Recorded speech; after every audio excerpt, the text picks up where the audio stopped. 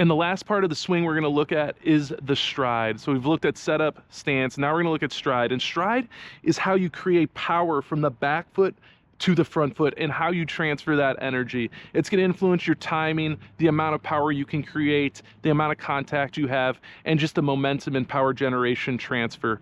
So typically what we see is with the bigger stride, B1 to B6, is you can typically create more power, but possibly less contact because there's more moving parts, your head's moving more, and you're trying to create more power. Where with a smaller stride, theoretically you'll have more contact and maybe a little bit less power because there's less movement, your head's not moving as much, there's less moving parts, and you're just doing a heel pick or you're just doing a half stride.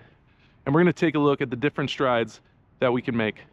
All right, looking at the heel pick stride, this is normally paired with a wider stance. So for me, I'm going to go from B1 back to B0, front foot or back foot's back to B0, front foot's B5. I'm starting out wider, and I'm just going to do a little heel pick. You might want to do this if you're having trouble making contact. There's less movement, as we touched on earlier. You might not get as much power, but what I had found is as long as you make good solid contact and the pitcher's throwing hard, they provide the power for you. So B0, B5, I'm just gonna do a heel pick. See how I time up my heel pick with my load?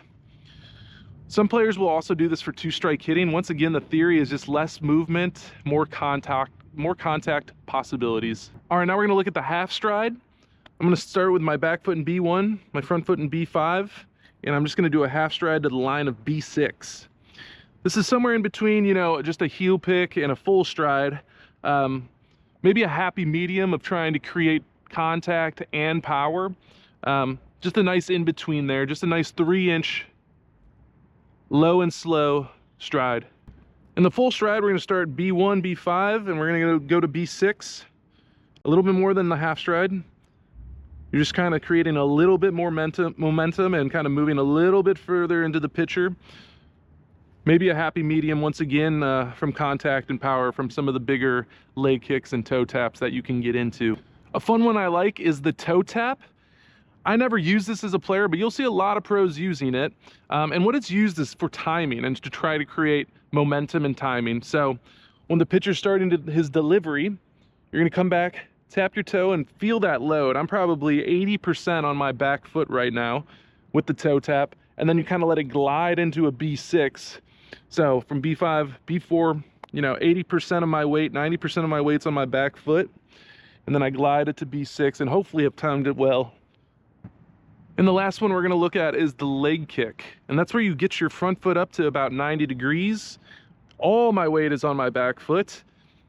And you're trying to create as much power as possible. I remember playing with one of the littler kids in our junior college, had a huge leg kick, and he had some of the most power when he connected. But, you know, he was a high strikeout guy, high home run guy. But maybe that's what you're looking for. So B1, B5, you're gonna come back, all your weight's on the back foot. You're up at 90 degrees, and you come down to B6.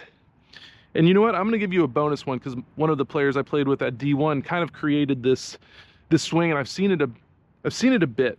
So we're gonna start C0, C5. It's not quite a leg kick because it's not getting as high, but it's kind of a reverse C where you come in and you kind of go around home plate and then back to your hitting position of B6. I'm not exactly sure why he created this. It kind of feels like you can fly open the hips with this reverse C stride, kind of this hover. But that's a bonus one that we don't have listed. So B0, C5, kind of coming across the lane of B and then landing in B6.